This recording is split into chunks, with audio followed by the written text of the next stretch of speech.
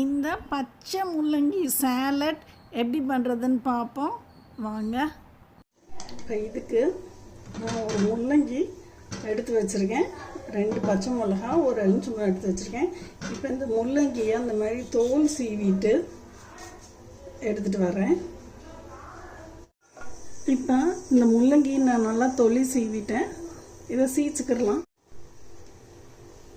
இந்த மாதிரி சீச்சு எடுத்துக்கோங்க. சீச்சுட்டு காமிச்சேன்.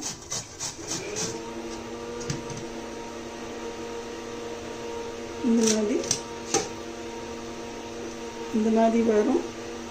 இந்த மாதிரி நீங்கள் சீச்சை எடுத்துக்கோங்க. இப்போ இந்த முள்ளங்கி நம்ம இப்படி துருவி வச்சுருக்கோம். இந்த துருவின முள்ளங்கியை நான் இந்த மாதிரி ஒரு சட்டியில் போட்டுக்கிறேன். வெறும் முள்ளங்கி மட்டும் போடுவோம். இந்தளவு உப்பு போடுறேன். இந்த 2 பச்சை மிளகாயை இந்த மாதிரி பொடியாக நறுக்கிக்கலாம்.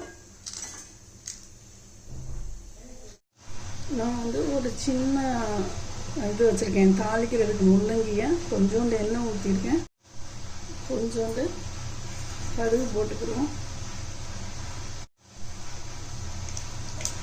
கடுகு வெடிக்குது, அந்த பெருங்காயம் போட்டுக்கிறேன்.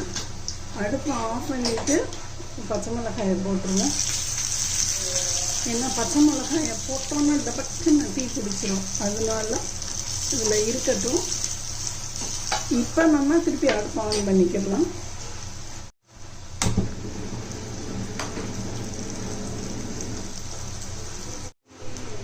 நமக்கு இப்போ இந்த மிளகா நல்லா வதங்கிடுச்சு. போதும். அடுப்பு ஆஃப் பண்ணிவிட்டு இந்த முள்ளங்கி இருக்கிற சட்டியில் இதை நம்ம போட்டுருவோம். போட்டு நல்லா மிக்ஸ் பண்ணி விட்டுருங்க.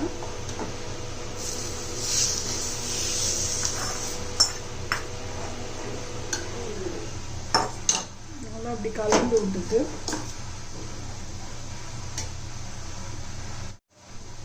இதுலேயே ஒரு எலுமிச்சம்பழத்தை நான் 2ஆக நறுக்கி இந்த மாதிரி புழிஞ்சு விட்டுறேன். திருப்பி மாற்றி வச்சு புழிஞ்சு விட்டுருங்க.